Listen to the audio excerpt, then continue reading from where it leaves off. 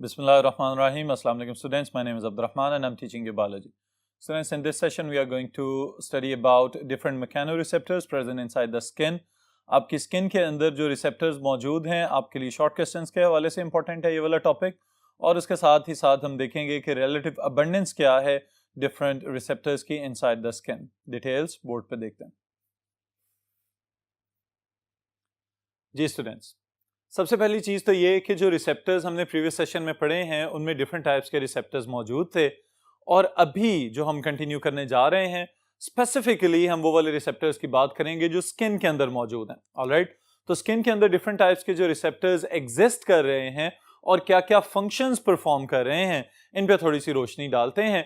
सबसे पहले तो आप ये बात याद रखिएगा कि स्किन हमारे पास एक बहुत ही ज़बरदस्त किस्म का ऑर्गन अल्लाह ताला ने दिया हुआ है जो कि बहुत सारे कम्प्लेक्स एक्टिविटीज़ में साथ ही साथ शामिल है, और इन कम्प्लेक्स एक्टिविटीज़ में से एक इंपॉर्टेंट काम इसका क्या है कि सेंसरी इनपुट लेना और फिर उसको आगे कन्वे करना towards the central nervous system.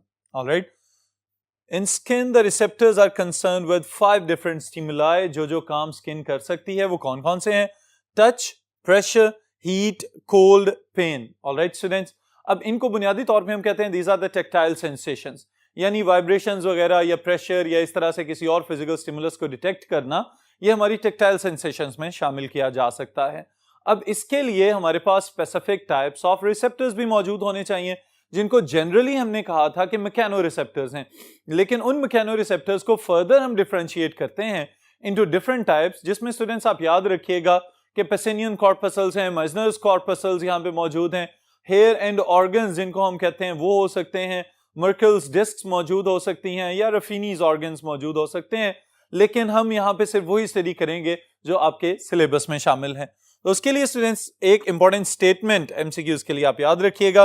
3 different types of sensory organs या सेंसरी एंडिंग्स जिनकी हम बात करेंगे यहाँ पे वो कौन कौन सी हैं. The first one are the hair end organs.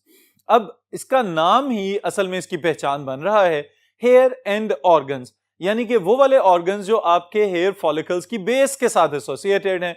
अब बुनियादी तौर पे जैसे ही आप किसी हवा वाली जगह पे जाते हैं या आपके बालों के ऊपर से हवा गुजरती है तो आपको वो फील होना शुरू हो जाती है. There is a type of physical stimulus, और वो फिजिकल स्टिमुलस जो है वो आपके हेयर एंड ऑर्गन्स आपको फील करवाते हैं कि यहाँ पे कोई हलचल हो रही है, आपके बाल हिल रहे हैं या मूव कर रहे हैं. ऑलराइट, तो उसी वजह से इसका नाम भी हेयर एंड ऑर्गन रख दिया गया है.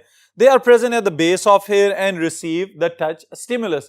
That touch can be any type of physical stimulus जो आपको ये फीलिंग दिलाएगा कि your hairs they are moving. Alright students, फिर इसके साथ ही साथ जो सेकेंड टाइप ऑफ मैकेनोरिसेप्टर हम डिस्कस करेंगे that is Meissner's corpuscle. जी स्टूडेंट्स, Meissner's corpuscles हमारे लिए बहुत ही ज्यादा इंपॉर्टेंट किस लिहाज से इंपॉर्टेंट है कि बिल्कुल इसी तरह अगर आप इमेजिन करना चाहें जिस तरह के माहौल में हम रह रहे हैं, अगर अचानक आप चलते हुए जा रहे हो अपने घर के अंदर और बिजली चली जाए, कंप्लीट ब्लैकआउट कंडीशन के अंदर आपको हाथों से टटोल के सरफेसेस को डिटेक्ट करना पड़ता है और आप अपना रास्ता तलाश करते हुए आगे चले जाते हैं. तो ये जो हाथों से टटोल रहे हैं असल में आपके ये जो सॉफ्ट सेंसिटिव पैड्स हैं फिंगर टिप्स के ऊपर, ये इनकी बदौलत है कि आप सरफेसेस को पहचान पाते हैं. ऑलराइट, बिल्कुल इसी तरह से कि जैसे अगर आपने ब्लाइंड लोगों की जुबान समझी हुई हो या कभी देखा हुआ हो जिसे हम ब्रेल कहते हैं, तो वो भी डॉटेड लैंग्वेज उसको कहा जा सकता है. मुख्तलिफ टीवी रिमोट्स वगैरह के ऊपर आपको डॉट्स नजर आते हैं. आपके मोबाइल फोन जिनके ऊपर पहले बटन्स आया करते थे उनके दरमियान में जो नंबर 5 वाला बटन होता था उसके ऊपर उभरे हुए डॉट्स मौजूद होते हैं, या और इसी तरह डिफरेंट इस्तेमाल वाली चीजें जो हैं उनके ऊपर डॉट्स बने हुए होते हैं. तो असल में वो आपके लिए नहीं बल्कि उन लोगों के लिए है जिनको देखने में दुश्वारी है, और वो अपने मेजनर्स कॉर्पसल्स को इस्तेमाल करते हुए, सेंसिटिविटी को इस्तेमाल करते हुए उन मैसेजेस को पढ़ सकते हैं और उनको पता चल जाता है कि ये क्या लिखा हुआ है या इस मैसेज का क्या मतलब है. ऑलराइट स्टूडेंट्स, मौजूद कहां पे है मेजनर्स कॉर्पसल्स इसको भी समझ लीजिए.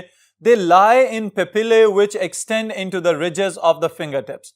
इनको हम पेपिलरी रिजेस भी कह सकते हैं. बुनियादी तौर पे अगर हम अपनी उंगलियों की स्किन या हथेलियों की स्किन पे गौर करें स्टूडेंट्स, तो हमें पता चलता है यहाँ पे उभार बने हुए हैं. ऑलराइट, उन उभारों को जब हम एक क्रॉस सेक्शन की फॉर्म में देखते हैं तो निचली साइड से स्किन थोड़ी सी उभरी हुई है. अब वो जो उभरी हुई स्किन है उस जगह पे जहां पे वो रिज बन रही है वहां पे नीचे से सेंसरी एंडिंग्स आके एक्सटेंड होती हुई अटैच हो रही हैं और उन सेंसरी एंडिंग्स को हम कहेंगे these are the Meissner's corpuscles. Alright, इनकी शक्ल किस तरह की नजर आती है हमें?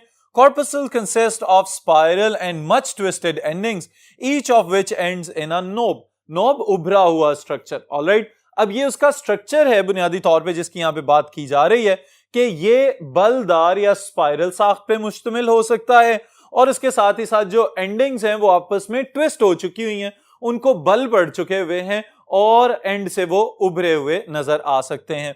काम क्या है इनका स्टूडेंट्स? टच रिसेप्टर्स हैं, तो इसका मतलब मैकेनो रिसेप्शन कर रहे हैं और इन नर्व एंडिंग्स या नोब्स के ऊपर फिर एक और एक्स्ट्रा लेयर मौजूद है जिसकी वजह से हम इनको कहते हैं these are the encapsulated endings. Alright, फिर इसी तरह जो third type of mechanoreceptor हम यहां पे देखेंगे they are Pacinian corpuscles. Alright, Pacinian corpuscles are specialised nerve endings that detect deep pressure stimulus. Alright, यानी कि ये स्किन की सरफेस से थोड़ा सा नीचे जाके डेप्थ में मौजूद होंगे, जब तक वहां तक इंटेंसिटी पहुंचेगी तब ये उसको डिटेक्ट करेंगे और फिर अपने नर्वस सिस्टम को ये मैसेज भेजेंगे कि यहां पे कोई तब्दीली रूनुमा हो रही है। तो असल में वहां तक पहुंचने के लिए चूंकि ज्यादा प्रेशर एक्सर्ट करना पड़ता है तो इस वजह से हम कहते हैं कि these are the deep pressure stimulus detecting sensory receptors. So they are situated quite deep in the body, actually deep in the skin. Encapsulated nerve endings हैं, इनके ऊपर भी कैप्सूल मौजूद है। Detect deep pressure stimulus and those located in limbs form basis of vibration sensation। ये वाली चीज students MCQs के लिए भी इंपॉर्टेंट है कि अगर कभी आपको एक्सपीरियंस हुआ है अर्थक्वेक वगैरह देखने का या फील करने का या ऑब्जर्व करने का, तो आपको पता चल जाता है कि अगर आप जमीन पे खड़े हुए हैं और एकदम से जमीन मूव करना शुरू हो जाती है तो सबसे पहले ये जो वाइब्रेटरी फीलिंग्स हैं ये आपके जॉइंट्स के ऊपर फील होना शुरू होती हैं। तो वहां पे कौन आपको ये फील करवा रहा है कि जमीन हिल रही है? They are the Pacinian corpuscles. फिर इसी तरह अगर आप दूर से कहीं देखें कि ट्रेन आ रही है और आप ट्रेन के ट्रैक के ऊपर खड़े हो जाएं तो वहां भी आपको वाइब्रेशंस फील हो सकती हैं। तो ये वाइब्रेशंस फील करवाना असल में किसका काम है? पेसिनियन कॉर्पसल्स का काम है। स्पेशली रोडेंट्स वगैरह की जब हम बात करते हैं तो उनके अंदर हमें ये ज्यादा स्पेशलाइज नजर आते हैं। जब उन्हें पता चलता है कि कहीं जमीन वाइब्रेट करने वाली है, अर्थक्वेक आने वाला है, तो दे immediately move themselves to the safer places। Alright students, फिर इसके साथ अगर हम दूसरी बात करें जो कि हमारे इस टॉपिक का आखिरी हिस्सा होगा, that will be the relative abundance of different receptors, कि स्किन के ऊपर जो मुख्तलिफ रिसेप्टर्स हैं उनकी तादाद एक दूसरे के लिहाज से कितनी है। जी स्टूडेंट्स, आपके लिए स्पेशली एमसीक्यूज के हवाले से ये बहुत इंपॉर्टेंट है स्टेटमेंट, इसलिए इसको याद कर लीजिएगा। relative abundance of different receptors inside the skin। जिल्द के अंदर मुख्तलिफ इकसाम के रिसेप्टर्स तो मौजूद हैं जिनका हमने आगाज में जिक्र किया कि मुख्तलिफ 5 इकसाम है कि जिसकी रिसेप्शन आपकी स्किन कर सकती है। इनमें से students pain receptors are 27 times abundant than cold receptors।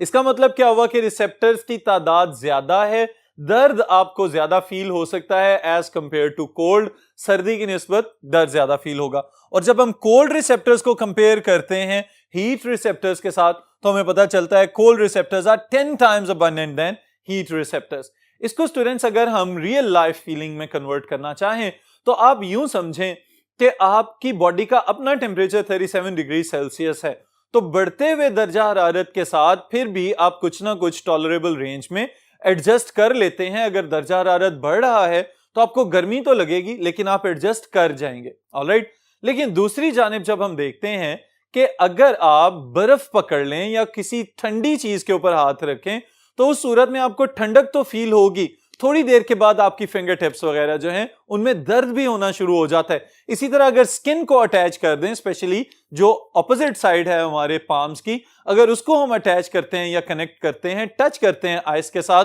तो वहां भी ठंडक की बजाय आपको दर्द ज्यादा फील होना शुरू हो जाएगा।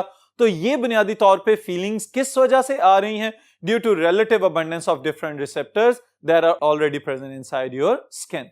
ऑलराइट, फिर उसके साथ ही साथ एक अहम बात स्टूडेंट्स वो ये कि जो रिसेप्टर्स हमारी स्किन में मौजूद हैं ये भी अनइवनली डिस्ट्रीब्यूटेड हैं। यानी ऐसा नहीं है कि अगर हम हथेलियों की बात करें तो जो हाथों की हथेलियों में जो तादाद है रिसेप्टर्स की वही हमें हाथों की बैक साइड पे नजर आना शुरू हो जाए, या रिसेप्टर्स की जो तादाद आपके नेक रीजन में है वही रिसेप्टर्स की तादाद आपकी कमर के ऊपर भी मौजूद हो।